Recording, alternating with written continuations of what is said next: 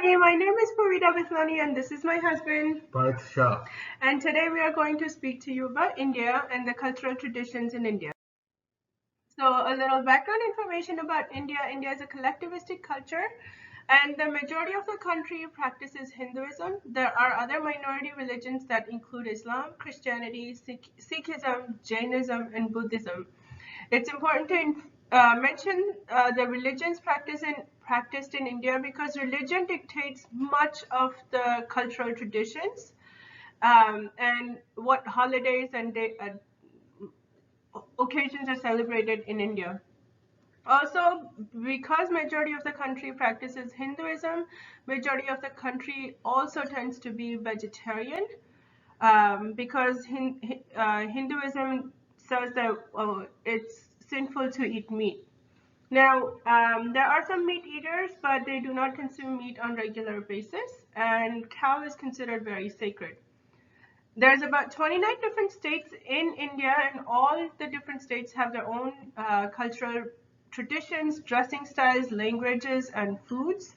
But Hindi is the national language, so majority of the population understands that, and also much of the population understands English as well. The majority of the country is patriarchal, where the father side of the family decides the rules, the traditions followed by a particular family. And you wanted to share a little about the military? Yeah, the military, Indian military is one of the biggest militaries in the world.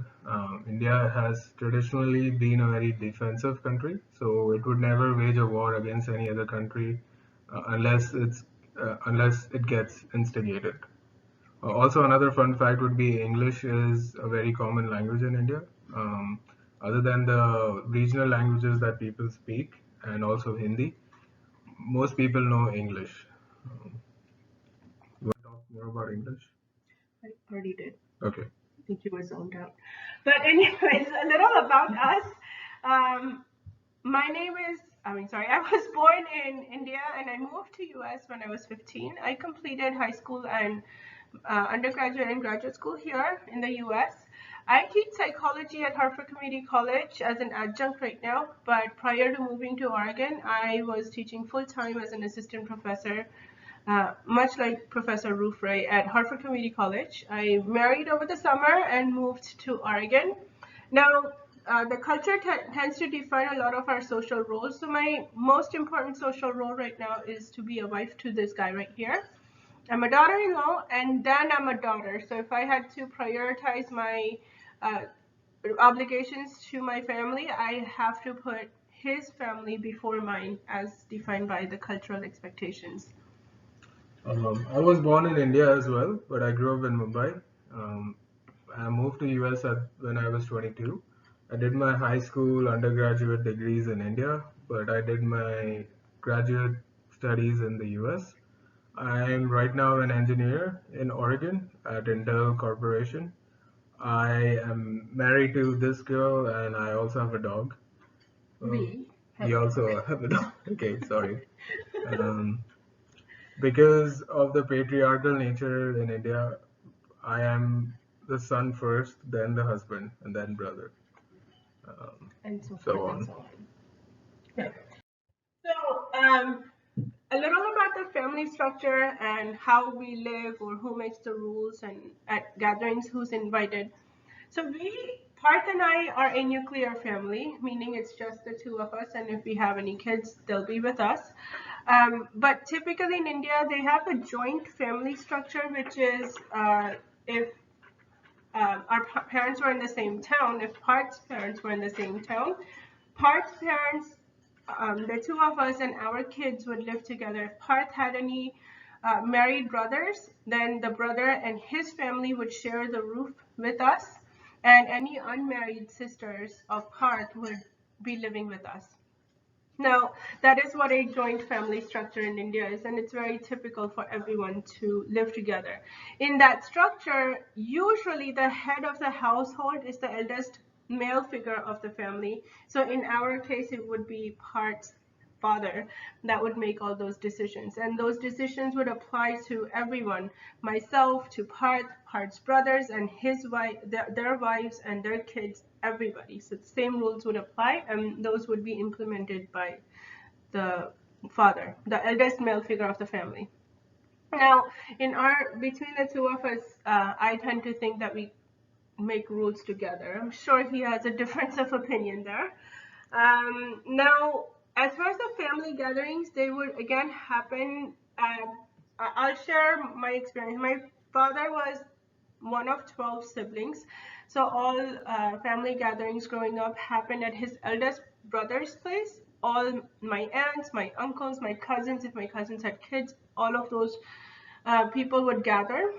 It ended up being somewhere around 50 to 60 people on a typical basis.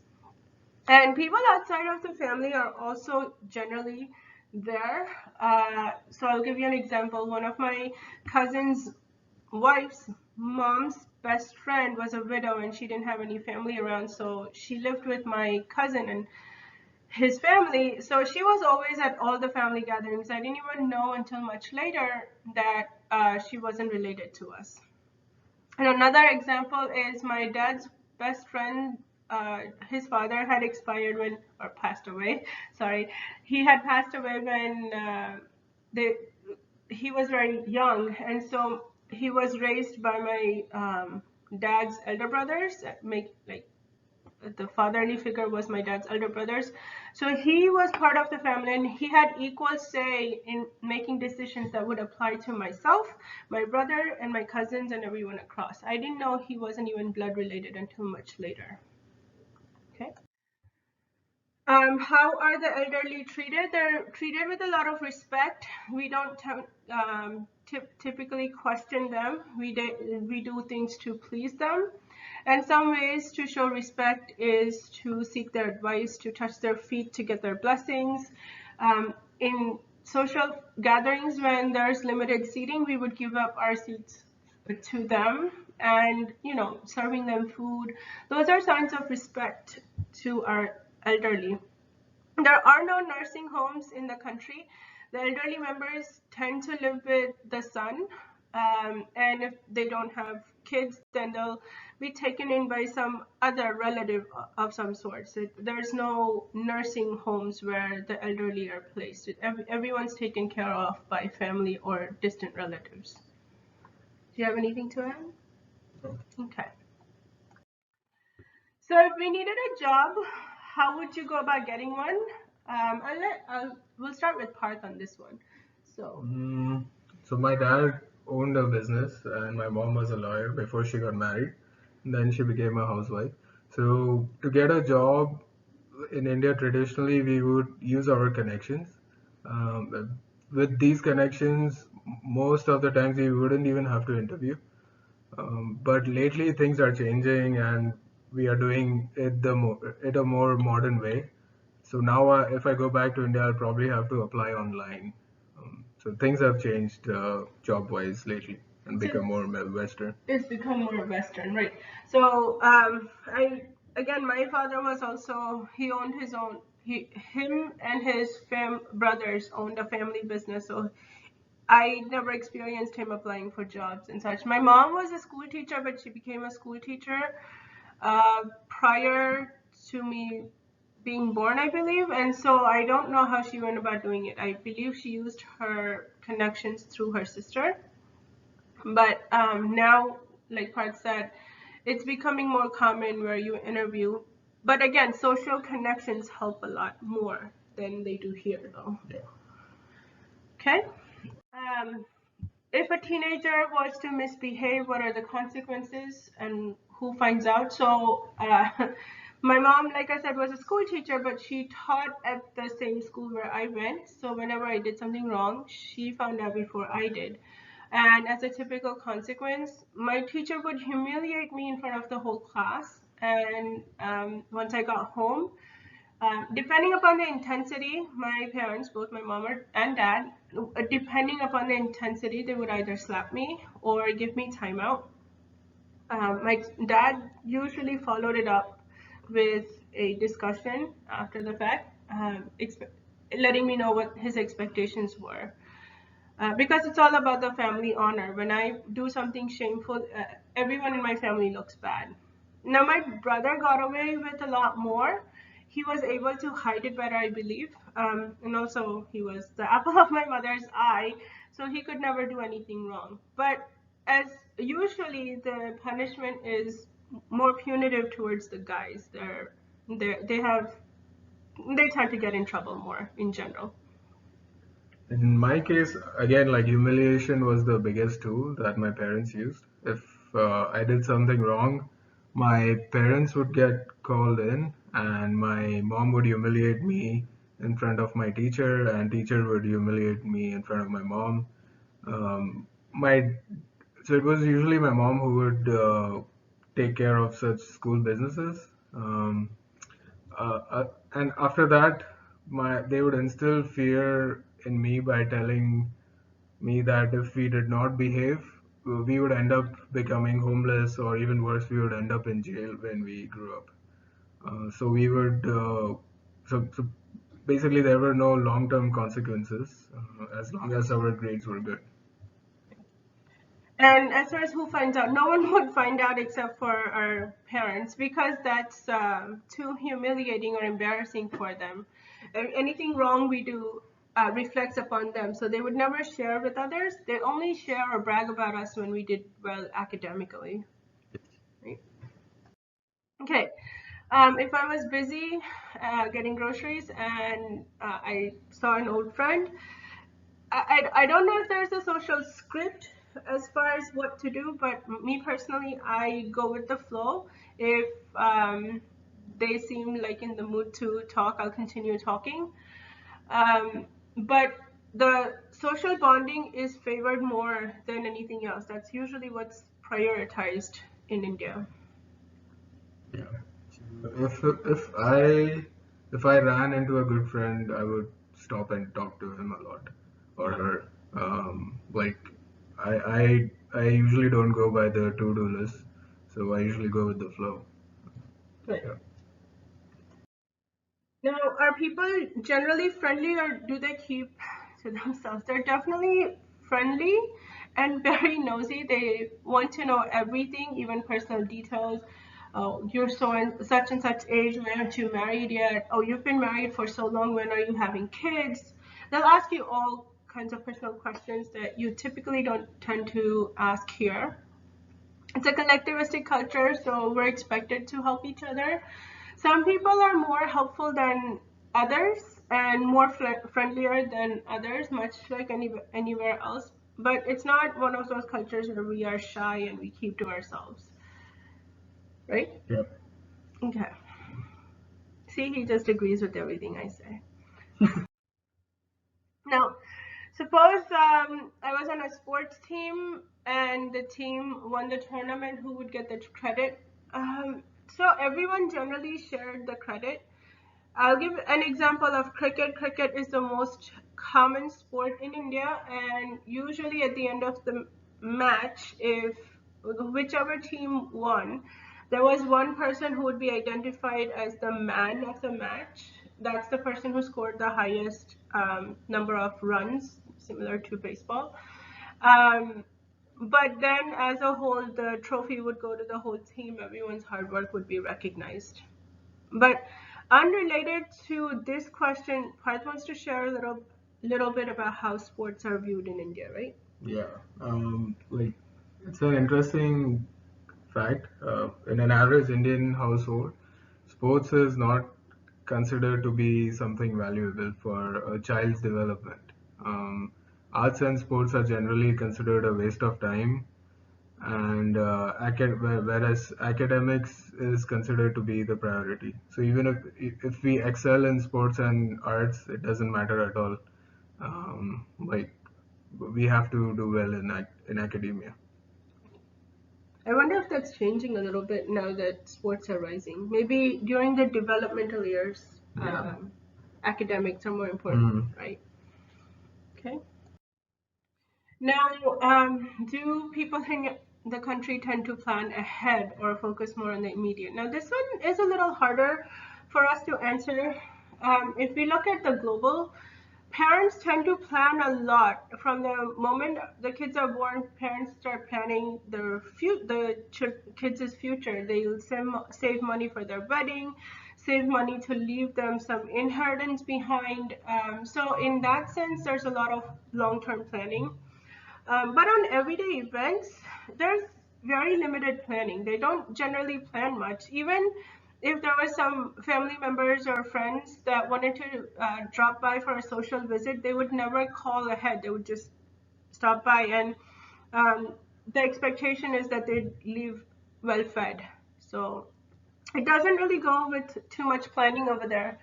When festivals are approaching, the family does tend to plan a little bit, but most of the time it does not go according to the plan, and that's just fine. Everyone's fine with it. There's no problems with that, right? Mm-hmm. Yeah, that's it. Okay. If is it okay to be late for a meeting in a country? When would it be acceptable to be late? Does it matter? Okay, so being late is pretty acceptable. Everyone's usually late all the time. If an event starts at 9 p.m., most people will follow what is considered IST, which is a slang term, but it's Indian Standard Time. Most people will show up about 30 minutes late. This applies more to social events. At work for meetings and such, I'm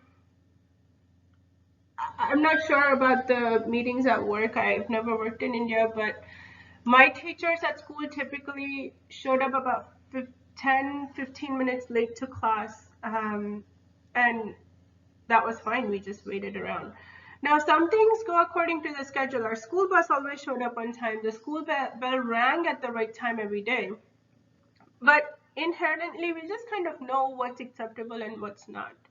So, do you know anything about meetings at work and such? I think lately at work they've become more serious about time, and More punctual. yeah, and they become more punctual. That's what the expectations are.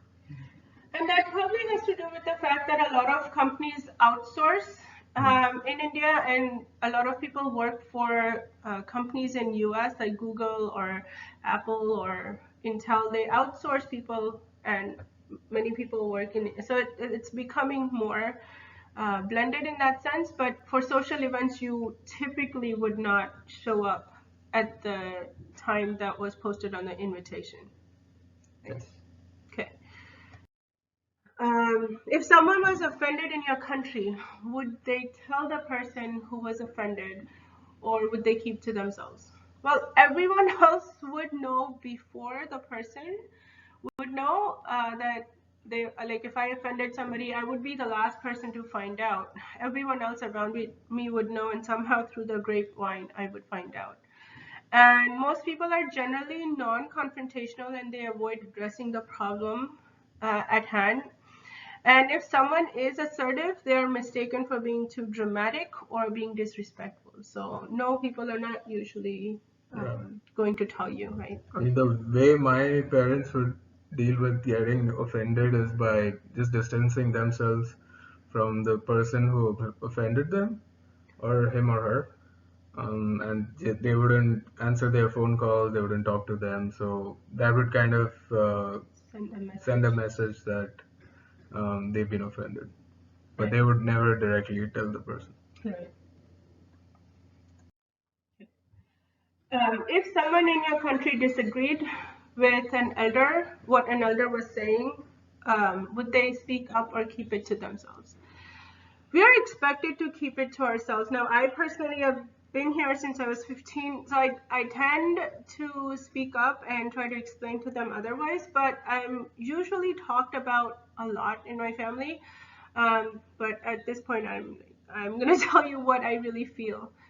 And Parth's experiences have been that. Yeah, it's best to keep it to themselves.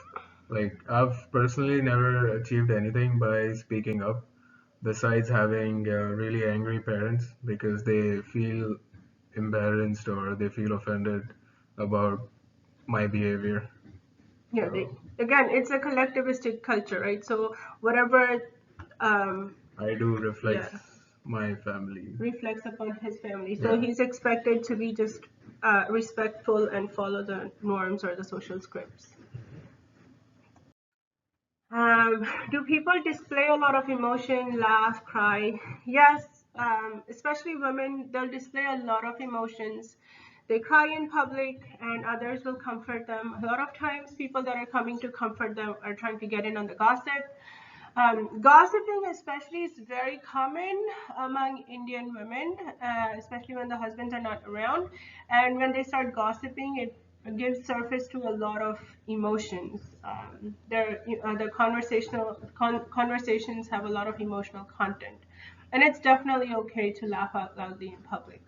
Yeah. I mean, men generally don't cry in public. They we laugh and we laugh out loud in public, which can be a little annoying to people around them. And men, because of patriarchy, they tend to show aggression, and I mean, they tend to show their dominance by aggression. Also, social status dictates who can show aggression. Rich shows more aggression over poor people. Elderly people can show more aggression towards younger people, but even that's changing with time, for the better. Yeah, especially as teenagers, boys are expected to show more aggression to Yeah. show their dominance or Hmm. their authority among their friends. Yes. Okay. So, do people in the country tend to do one thing at a time or multiple things at once? From my experience, they definitely do a lot of things at once, and a typical day is very chaotic. And I'll give you an example. When I was growing up, I had to spend a week at my aunt's place because my mom and my dad were out of town. And a typical morning went something like this. On one hand, she was directing the maid as to what needed to be done. She was cooking food at the same time. And then, if the produce vendor showed up, she would give him instructions from a distance as to what to pack and how much to pack of each of the items. And during that time, if my mom called, she would continue doing everything she was doing, instructing the maid, telling the vendor, cooking food while speaking to my mom on the phone.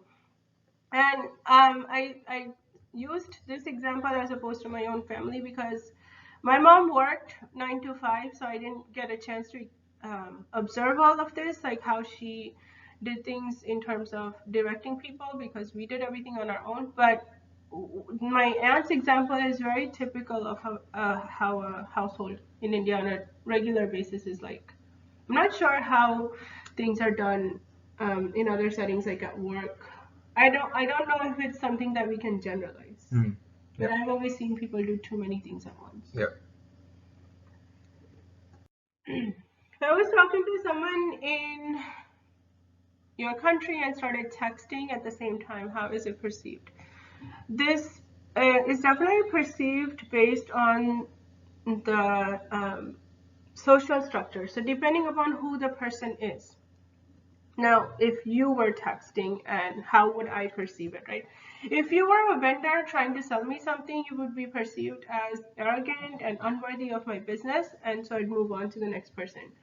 Now, if you were my boss or my teacher, I would um, be expected to show respect and wait until you were done.